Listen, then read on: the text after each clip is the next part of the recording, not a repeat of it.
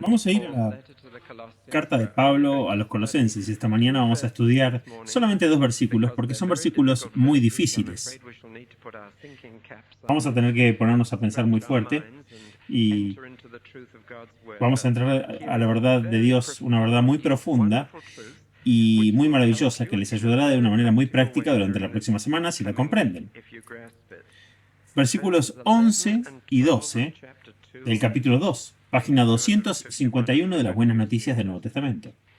En unión con Cristo, ustedes fueron circuncidados, no con la circuncisión hecha de hombres, sino con la circuncisión hecha por Cristo, que consiste en ser liberados del poder de este yo pecaminoso. Porque cuando fueron bautizados, fueron sepultados con Cristo, y en el bautismo también fueron resucitados con Cristo a través de su fe en el poder activo de Dios que lo resucitó a él de la muerte.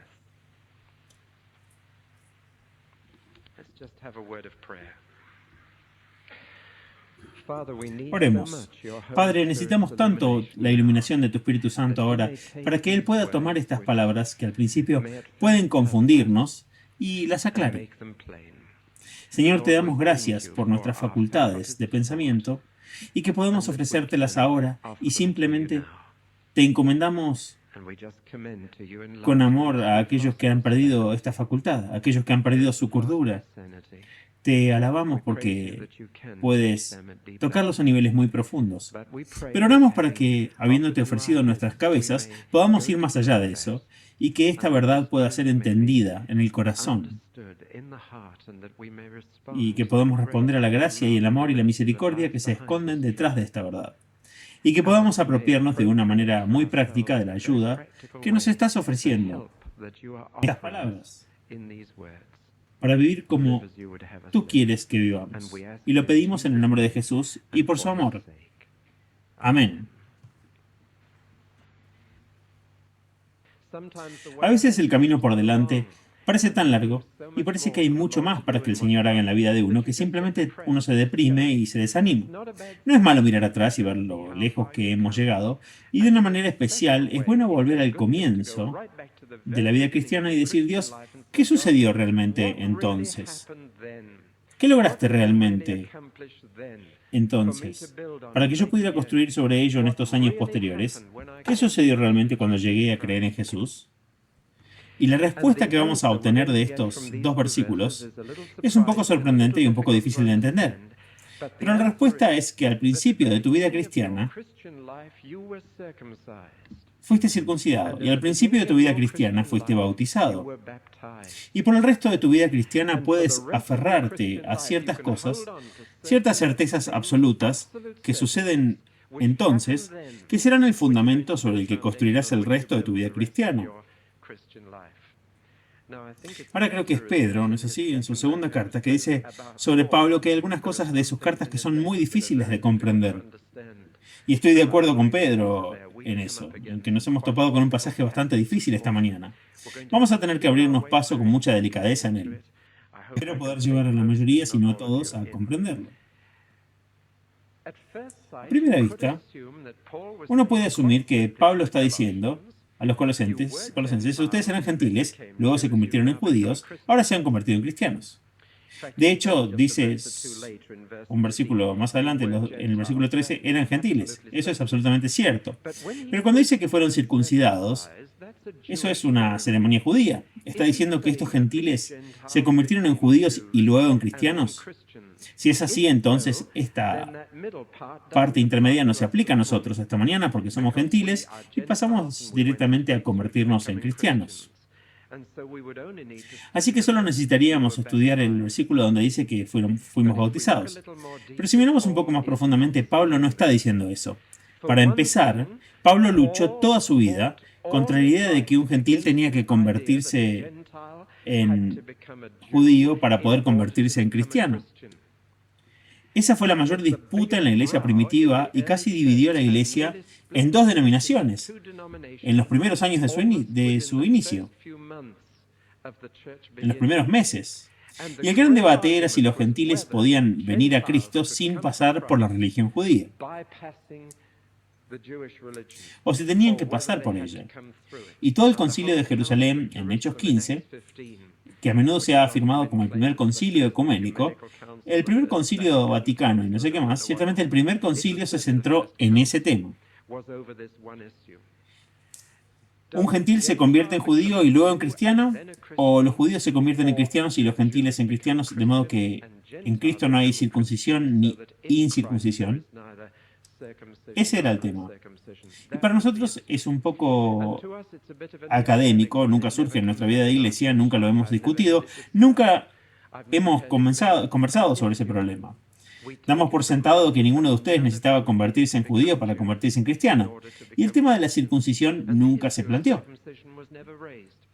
Es por eso que creo que Pablo no está diciendo aquí, ustedes colosenses eran gentiles, fueron circuncidados, se convirtieron en judíos y ahora se han convertido en cristianos. No lo dice porque no lo permitiría. Y en segundo lugar, otra razón por la que estoy seguro de que no está diciendo eso, es precisamente que dice que fuimos circuncidados sin manos. No se hizo para ustedes de la manera que se hizo para los judíos. Porque un pequeño bebé judío es tomado por los rabinos a los 8 días y con sus manos realizan eso. La operación que marcará a su cuerpo como judío por el resto de su vida. Esto se hace con manos. Pero aquí está Pablo hablando a los cristianos gentiles y por lo tanto a ti y a mí. Y él dice, fueron circuncidados, pero no con manos, y luego fueron bautizados, y eso se hizo con manos.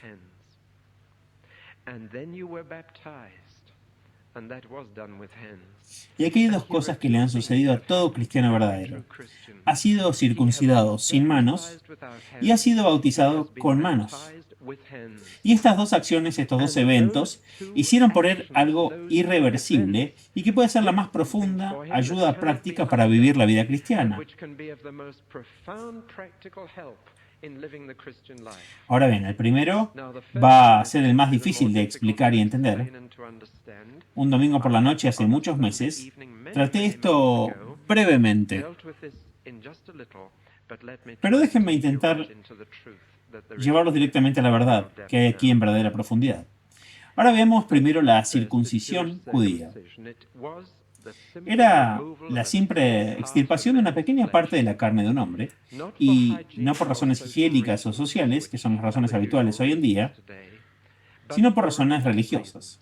Era para dejar una marca que decía que el hombre pertenecía a Dios. Y se realizó por primera vez en un hombre de 99 años llamado Abraham. Y fue algo muy difícil para él pasar por eso a esa edad. Es mucho más fácil para un bebé de 8 días. Pero a través de esta dolorosa experiencia, Abraham fue marcado como perteneciente a Dios.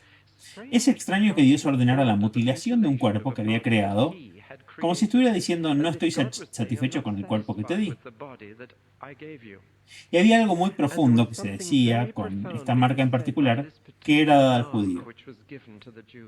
Dios estaba diciendo, no estoy satisfecho. Dios estaba diciendo, mi pueblo debe ser marcado con algo con lo que nacieron siendo cortados, porque todos nacemos con cosas que Dios no quiere. Y por lo tanto, el pueblo de Dios va a tener esta marca en ellos, que ha sido cortado de su vida, aquello con lo que nacieron, pero que Dios no acepta y que no quiere en su vida. Y así, a lo largo de los siglos, cada bebé judío fue marcado de esta manera, y parte de su carne fue cortada y conectado como estaba con los órganos reproductivos, estaba diciendo, por tu mismo nacimiento, por esta vida, pasando de una generación a otra, algo se está transmitiendo que necesita ser cortado. Ahora bien, los judíos no entendieron el mensaje completamente, me temo. Lo consideraban simplemente una operación hecha con las manos, y algo de lo que uno podía estar terriblemente orgulloso.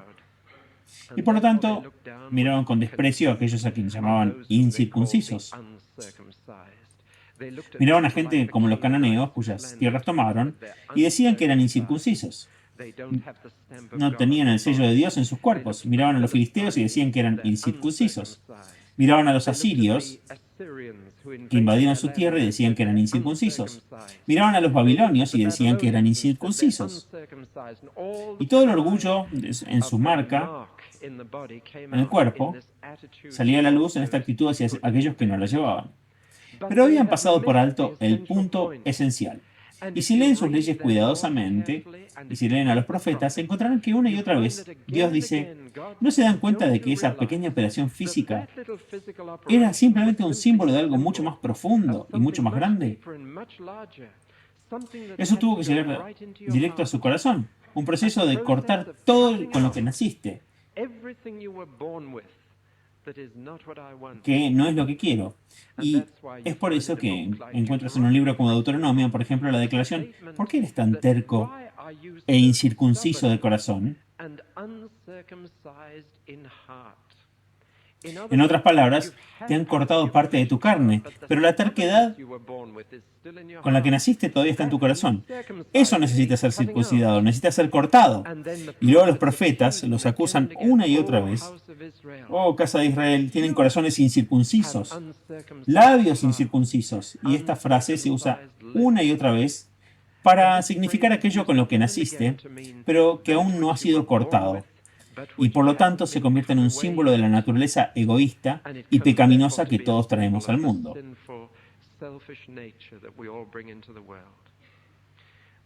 Estamos teniendo unos cuantos bebés en este momento y vamos a tener un bulto grande en la escuela dominical en unos meses. Es hermoso mirar a los pequeños bebés recién nacidos. Estaba mirando uno que pertenecía a uno de nuestros miembros hace solo 2 días. Y se ven tan inocentes y tan libres de los pecados y los vicios que nos arruinan como adultos. Y uno ve a un bebé y piensa en lo inocente que es. Pero cuando uno piensa más profundamente, piensa, no, nacieron con naturaleza egoísta y pecaminosa.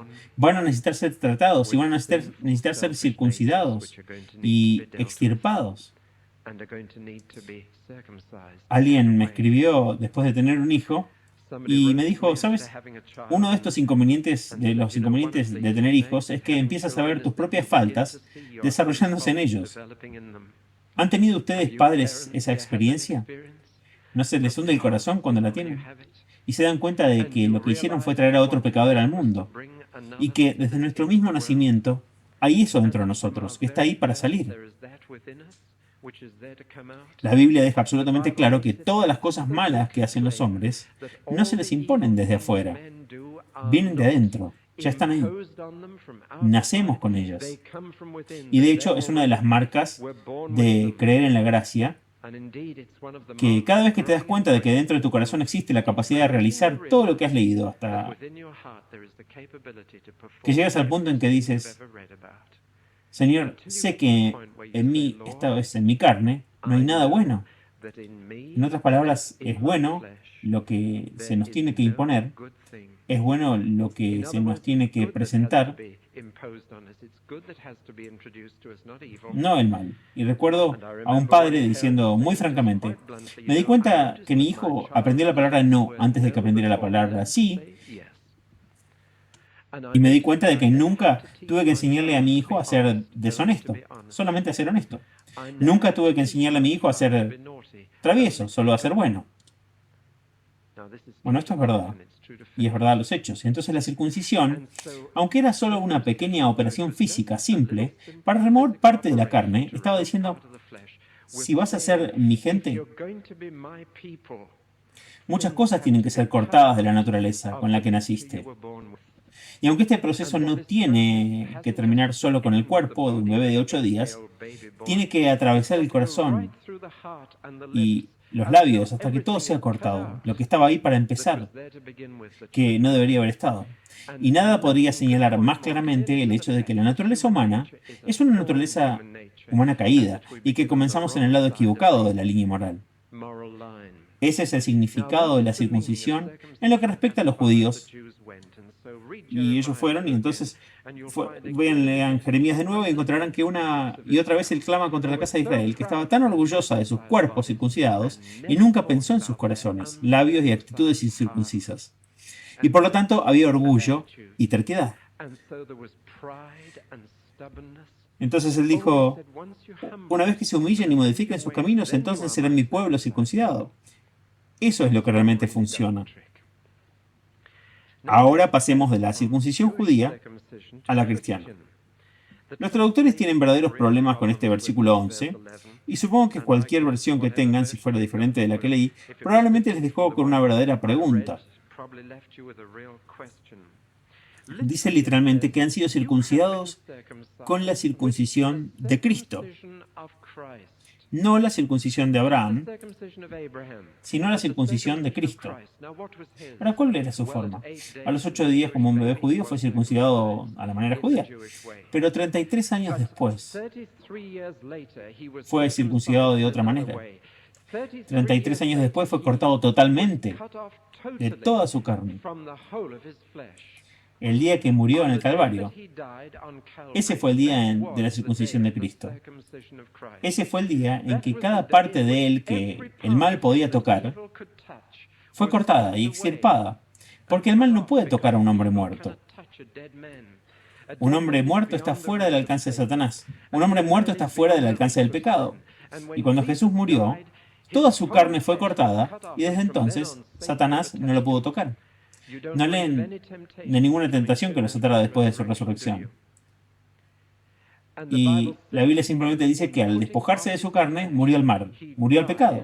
Y aunque había venido en semejanza de carne de pecado, ahora lo cortó, y fue cortado de ella y librado de ella, y su espíritu regresó al Padre, y la carne fue sepultada.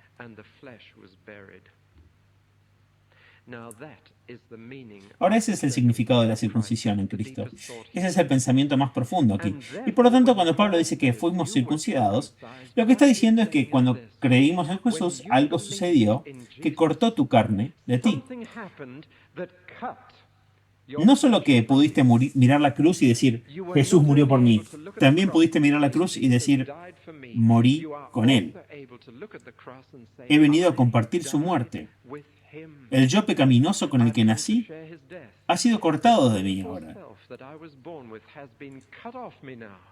Tan ciertamente esto como que su carne fue cortada de él en la cruz, como ciertamente mi carne ha sido cortada de mí. Eso es lo que le ha pasado a una persona que cree en Jesús.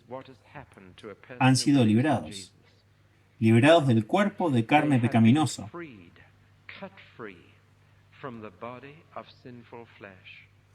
Ahora, voy a volver en un momento a una pregunta que surge de inmediato y la trataré de manera muy práctica al final. Si esto es verdad, ¿por qué entonces a menudo parece totalmente falso? Si mi vieja naturaleza murió con Cristo, ¿por qué está muerto pero no se acuesta? ¿Tienen este problema? Si esto es realmente lo que pasó cuando creí en Jesús, que fui crucificado con Él, que morí con Él y que mi viejo yo fue cortado, ¿por qué todavía me preocupa el viejo yo? Este es un problema que todo cristiano tiene. Puede conducir a verdaderas agonías de pensamiento, incluso puede conducir a dudas, si eran cristianos en absoluto, o cuando lees una declaración así, estaba liberado del poder de este yo pecaminoso. Entonces, ¿cómo es que todavía tengo problemas? ¿Y cómo es que mi antigua vida todavía puede vencerme? ¿Cómo sucede esto? Bueno, voy a dejar la pregunta por un momento. Solo quiero señalar que el día que creyeron en Jesús, el hecho es que fuiste crucificado. La carne fue cortada de ti, fuiste librado de esa vieja naturaleza. Incluso si aún no te has dado cuenta completamente, eso es lo que sucedió cuando estaba predicando en Israel. Recuerdo vividamente haber conocido a un joven que acababa de publicar su primer libro. Ahora olvidé el título, creo que era algo así como Más allá del muro, pero no tenía nada que ver con...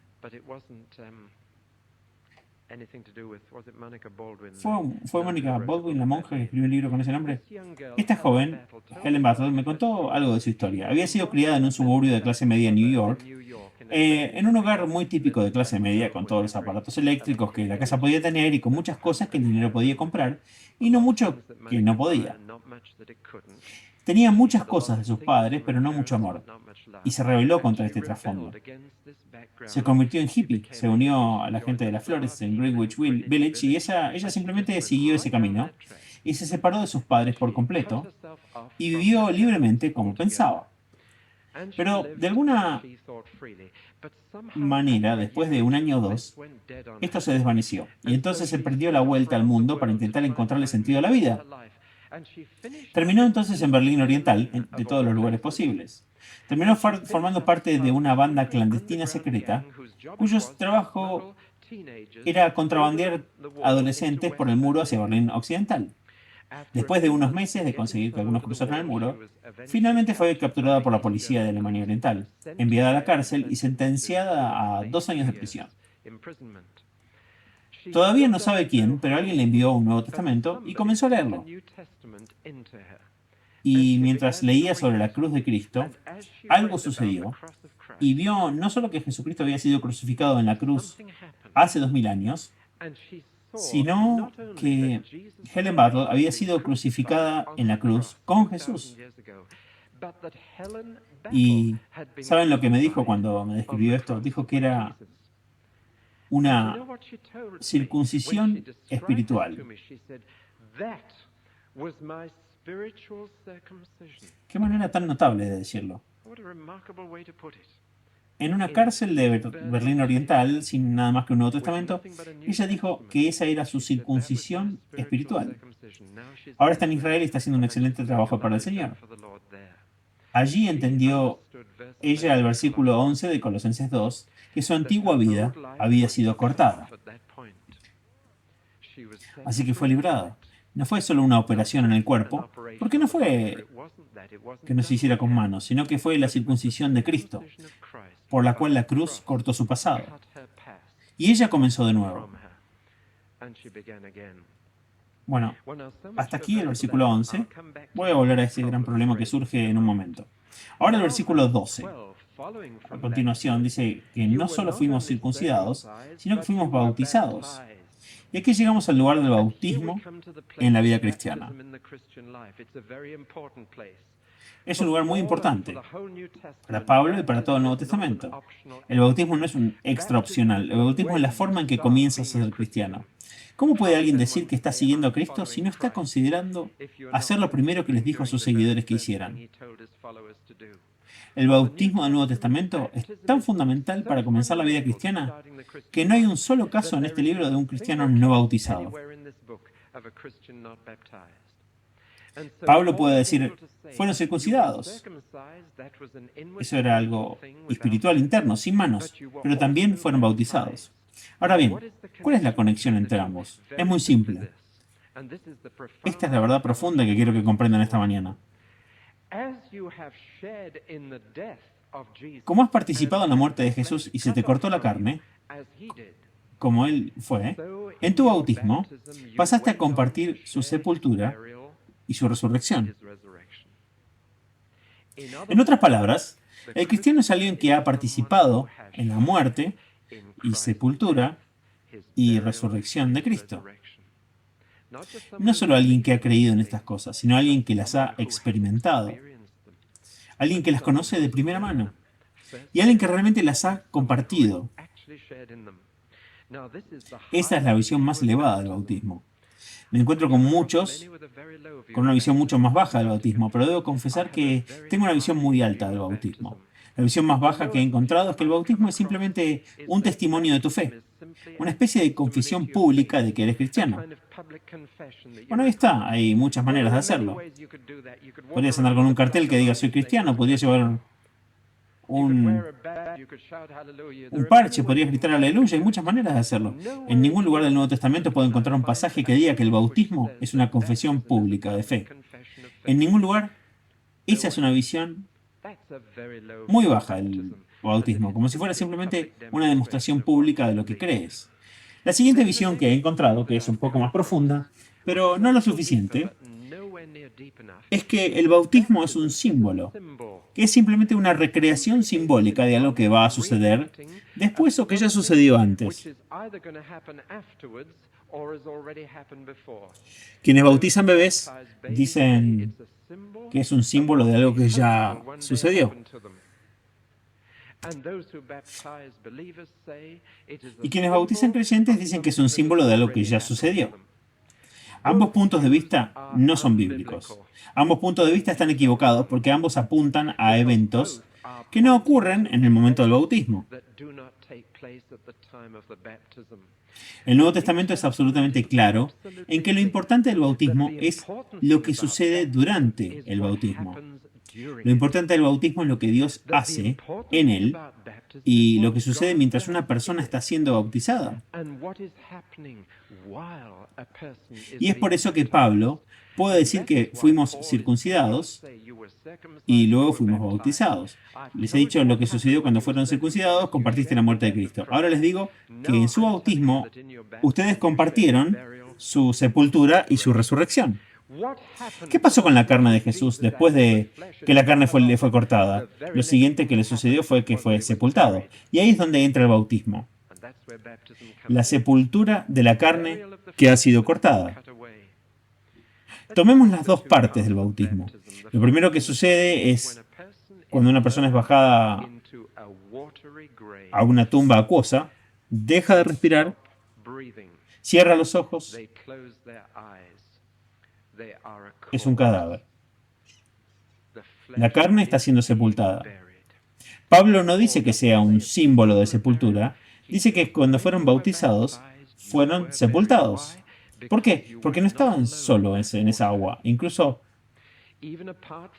aparte de las personas que estaban con ustedes en el agua, aún no estaba solo. Fuiste bautizado, fuiste sepultado con Jesús.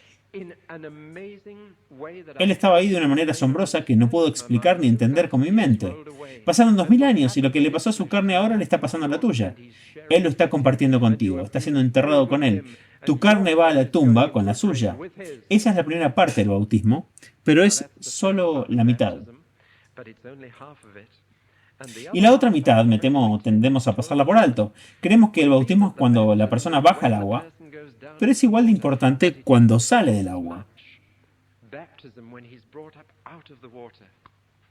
No solo cuando baja, sino cuando sube. Porque subir es tan importante, de hecho es más importante que bajar. Porque subir es el punto del cual Pablo dice que han pasado 2000 años y ahora estás compartiendo su resurrección. Porque no estás solo. Esto, por supuesto, es creer que cuando una persona se bautiza, ocurre un milagro. Es la misma fe que tenemos cuando tomamos la cena del Señor. Creo que cuando tomamos el pan y el vino, como dije el domingo pasado por la mañana, se produce un milagro.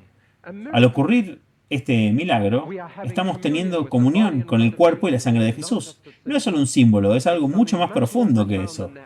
El Espíritu Santo nos permite comer la carne y beber la sangre de Jesús y recibirla a nosotros. Un milagro está sucediendo de la misma manera que Pablo dice que ocurre un milagro en el bautismo.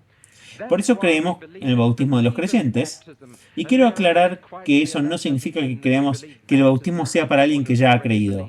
Pablo dice que el bautismo hace esto porque mientras te bautizas, crees en el gran poder de Dios que resucitó a Jesús de entre los muertos. ¿Cómo podría tu carne compartir su sepultura y resurrección a menos que Dios Todopoderoso estuviera haciendo un milagro por ti en ese momento? Por lo tanto, la clave del bautismo es la fe. Es el bautismo de los creyentes. Es la creencia lo que hace del bautismo el milagro de un Dios todopoderoso que es capaz de resucitar la carne a una nueva vida. Por lo tanto, aquí hay una visión muy elevada del bautismo, que Pablo dice que exige fe en un Dios que es lo suficientemente todopoderoso como para resucitar a alguien de entre los muertos. Y tienes que creer que tu bautismo hizo eso. Bueno, esto es una verdad muy profunda.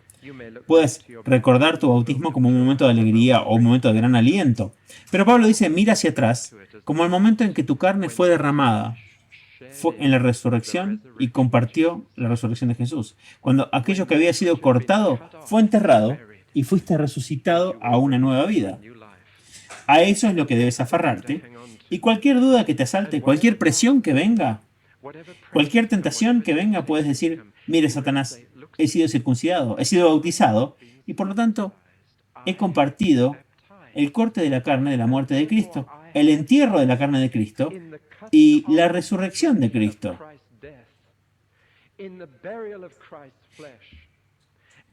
Y a una vida que está muerta al pecado y viva para Dios.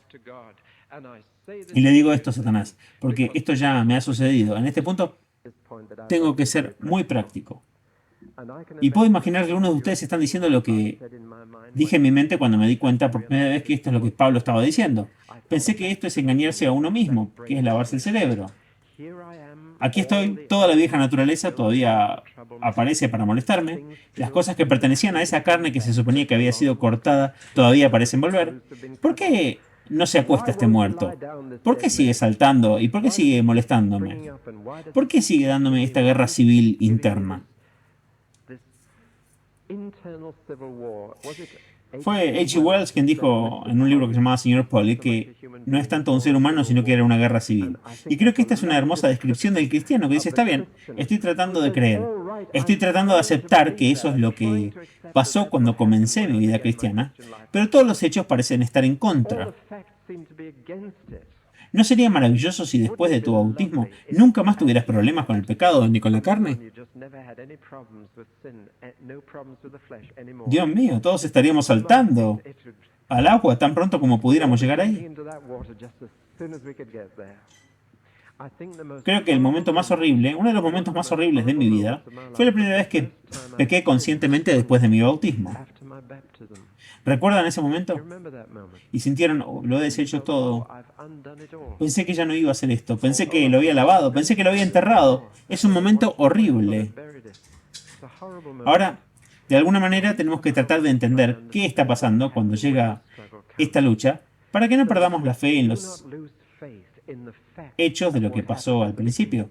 Para que podamos mantenerlos firmes y desde esa posición lidiar con el problema, y es la crisis entre la fe y el sentimiento, entre lo ideal y lo real, entre lo que crees con tu cabeza y lo que sientes en tu corazón. Bueno, ahora te voy a dar dos ejemplos simples que puedan ayudarte a entender y aplicar la verdad esta mañana. El primero es de un querido hombre que fui a ver al hospital. Su pierna estaba muy mal, se había gangrenado y tenía un dolor muy fuerte. Estaba tratando de matar el dolor con medicamentos, pero no podía hacerlo. Y realmente estaba en agonía con su pierna. Y recuerdo que me dijo, oh, pastor, solo quiero que se quite la pierna. Él dijo, no me importa perderla, solo que me la quiten. Y finalmente lo hicieron, y fui a verlo como 2 o 3 días después, y ahí estaba él.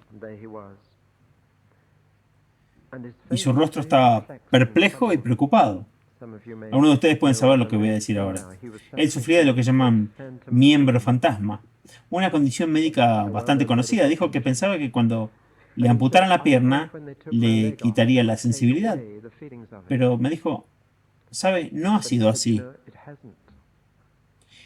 Dijo que podía sentir los dedos de los pies, podía sentir la pierna, pero no la podía rascarse. No podía tocarlos.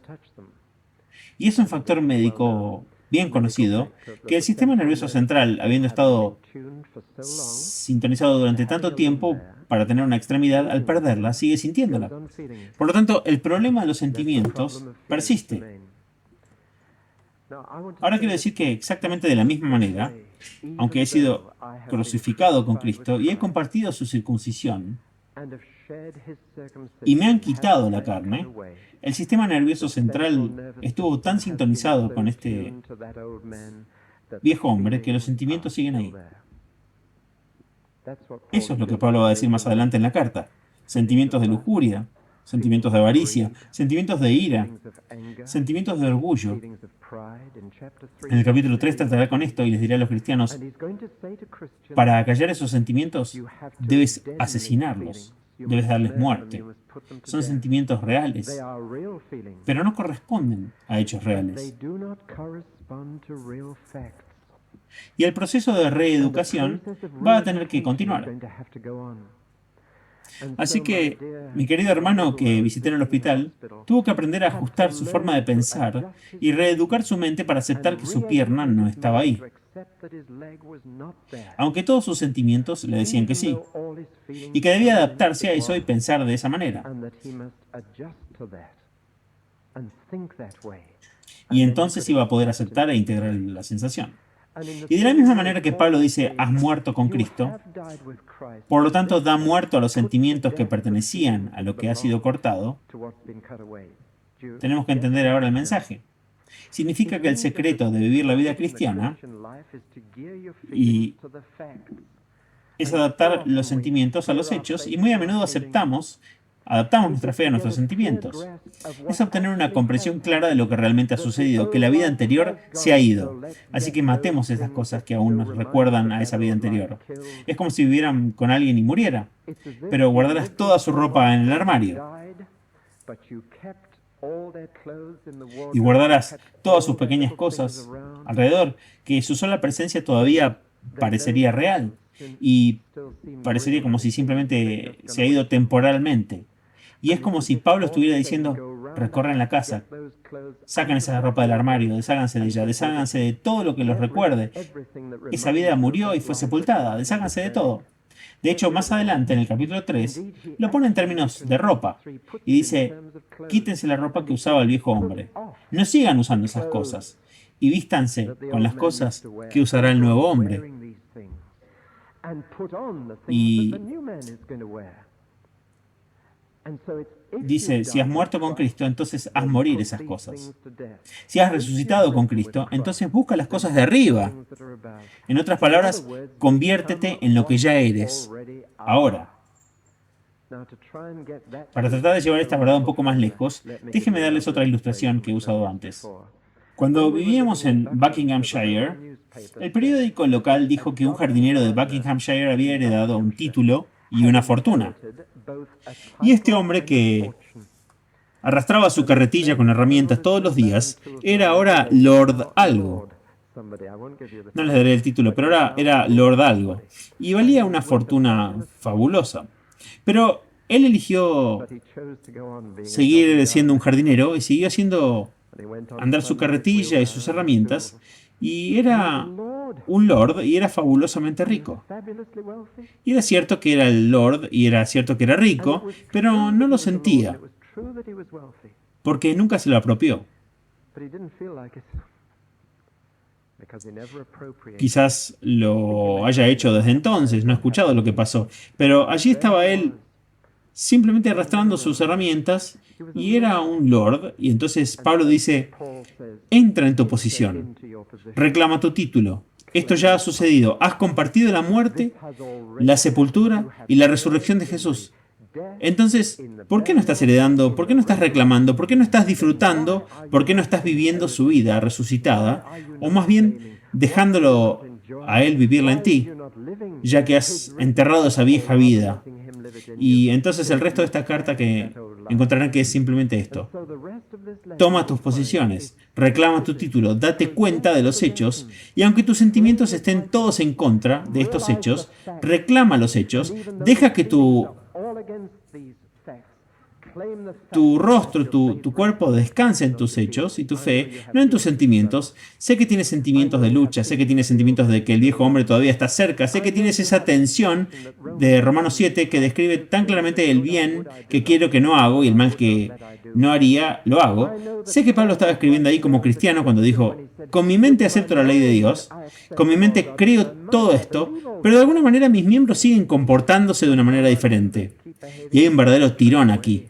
Bueno, la respuesta a este conflicto, la respuesta a esta tensión, es dejar que tu fe vaya hacia los hechos en lugar de los sentimientos. Y decir, el hecho es que estoy crucificado, estoy enterrado, he resucitado, por lo tanto, Señor, estoy en posición de quitarme la ropa del viejo hombre, quitarme los hábitos, quitarme las presiones,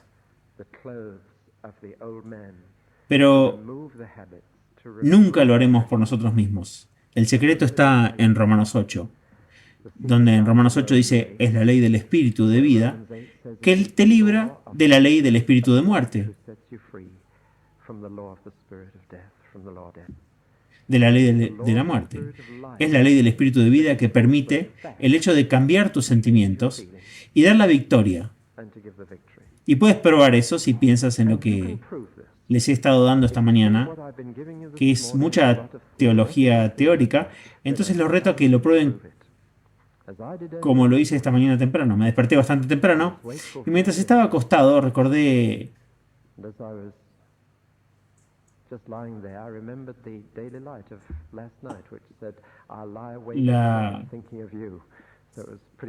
el versículo de la noche pasada que decía que me quedaba despierto en la noche pensando en ti. Así que fue bastante apropiado que esa palabra me fuera dada la noche anterior. Pero no pensé en ello inmediatamente. Algo de mi vieja naturaleza vino primero, en las horas de semi-vigilia, cuando no estás en tu mejor momento y no estás alerta.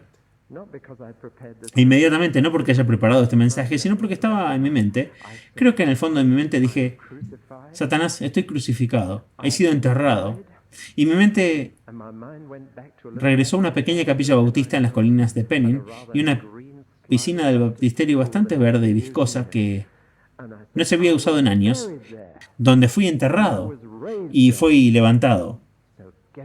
Así que le dije, vete. Y me tomó menos de un minuto para que se fuera. Mis sentimientos podrían haberme dominado, pero los hechos me sostuvieron. Y luego me quedé despierto y pensé en el Señor. Ahora, ¿entienden lo práctico de esta afirmación? Créanlo, aplíquenlo, porque es verdad. No estamos tratando de lavarnos el cerebro, no estamos tratando de engañarnos a nosotros mismos. De hecho, es lo que nos está engañando es el mismo yo. Son los sentimientos que hemos dejado atrás los que nos están engañando. Y llamamos al engaño de Satanás y volvemos al principio de nuestra vida cristiana y decimos, morí, fui enterrado, fui resucitado. Creo en un Dios que podría hacer eso a mi carne. Así que simplemente apártate de mí. Y díganme el próximo domingo si no funcionó. Oremos. Padre, todos confesamos que nuestra vieja naturaleza a menudo nos llena de sentimientos que son contradictorios con nuestra fe y nuestra nueva vida en Cristo. Y la tensión puede ser muy difícil. Señor, te damos gracias por las verdades que has compartido con nosotros esta mañana. Son profundas, pero ayúdanos a tener una comprensión tan firme de lo que ya has hecho para que podamos tener la fe para creerte, que puedes completar sobre esa base la obra que has comenzado.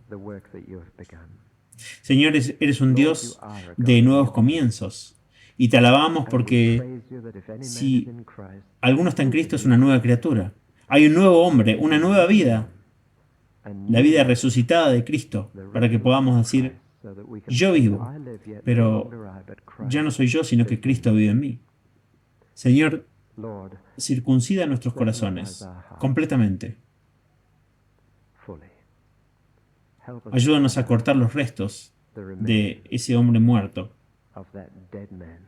y vivir solo para tu gloria, por amor a tu nombre. Amén.